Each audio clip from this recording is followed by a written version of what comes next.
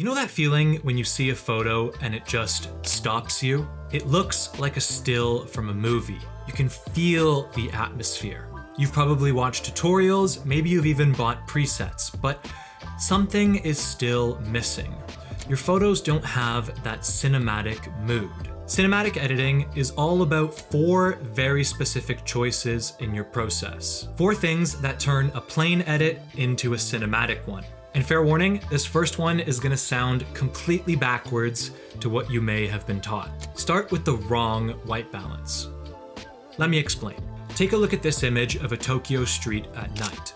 It's shot at around 5000 Kelvin, which is pretty neutral.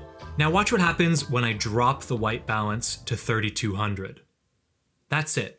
One slider completely changes the entire image. Most editing advice tells you to correct your white balance.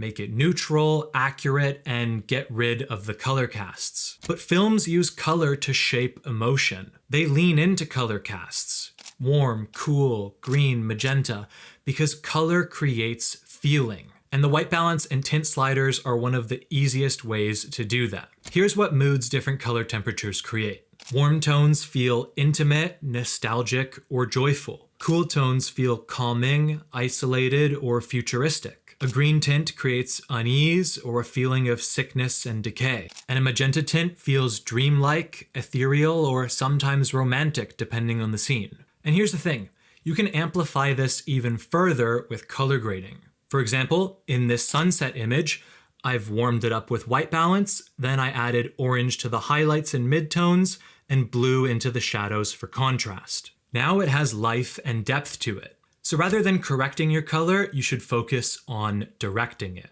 But here's where it gets tricky, because this next part will work against you if you're not making the right choices. Every cinematic image has a clear mood. Deep and dramatic, light and airy, gritty and raw, soft and ethereal. But here's what I see people do, and I was guilty of this too at one point. You follow a formula. Lift the shadows and drop the highlights because that's what they say to do. Add contrast and saturation because it looks punchier. You follow a formula, but there isn't one. There's no one-size-fits-all solution. This results in a photo that doesn't know what it wants to be. Your basics panel, exposure, contrast, highlights, shadows, blacks, whites, that decides the entire emotional tone of your image. Let me show you what I mean. You have this image with some pretty dark shadows. Right away, I need to decide, do I want this deep and dramatic or light and airy? For this image, I want deep and dramatic, so I'm not touching the shadow slider. I want that darkness to create weight. I increase the contrast to support that.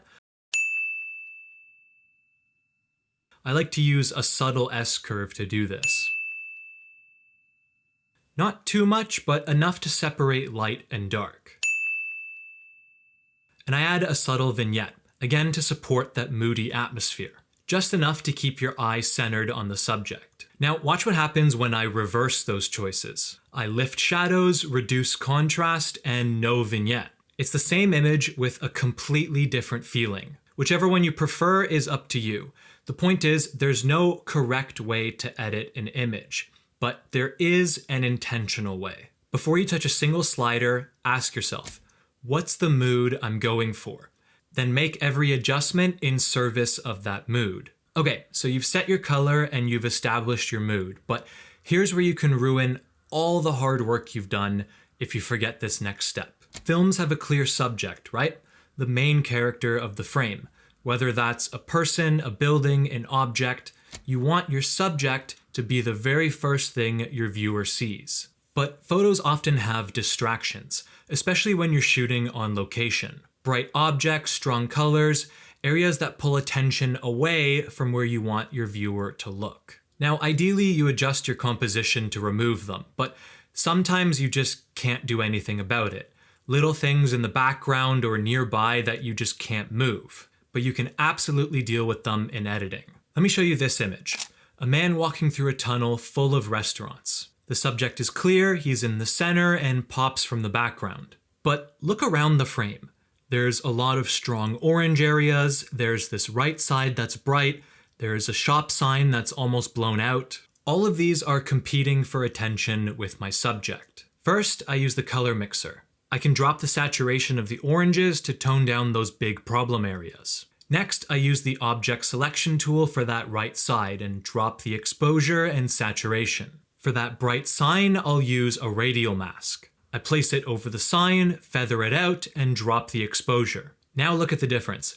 Same image, but your eye goes straight to the subject. The background is still there. It still has detail and context, but it's no longer fighting for attention. Here's my toolkit for this. Color mixer for distracting colors across the entire image. Point color for specific problem areas. Object selection masks for things that stand out too much. And radial or linear gradients for large areas of the frame that are too bright or too saturated. The goal isn't to remove everything. It's just to create hierarchy.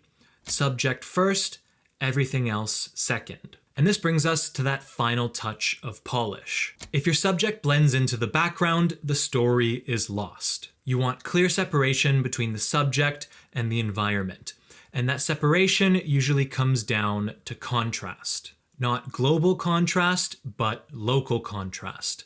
Light on dark or dark on light. Ideally, your lighting supports the separation already, but when you're working with natural light, sometimes you can only get halfway there. For those situations, we have editing. If your subject is dark, not underexposed, but a darker tone or color, wearing black clothing, for example, you'll want to lighten your background. And if your subject is light, you can darken the background. A simple object selection or background selection can create these masks easily. And it's just a matter of raising or reducing the exposure in opposite directions. What I'm always looking for is contrast in brightness. I want my subject to be distinctly lighter or darker than whatever's surrounding them. And here's a bonus technique. Sometimes I don't just adjust what's behind the subject, I adjust what's around them. I can use a well-placed linear mask or radial mask to darken what's around my subject and make them pop more. Now your subject is the clearest thing in the frame. Your eye doesn't go anywhere else first. So those are the 4 things. Use color to shape emotion, establish a mood, remove distractions, and separate your subject. And you can fit that framework to whatever editing style suits your scene or suits your preferences. Because here's what's important. None of these are about making your photo look better. They're about making intentional choices to create a feeling. Because that's what cinematic editing is. Not perfection or a specific look, but emotion. Making intentional choices to serve the feeling that you want your photo to have.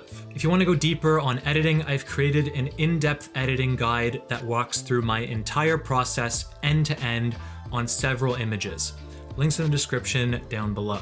And let me know in the comments what you want to see next. You can also check out this video next, all about what you can be doing in camera with lighting, storytelling, settings, and more to achieve the cinematic look. Thanks so much for watching, and I'll see you in the next one. Peace.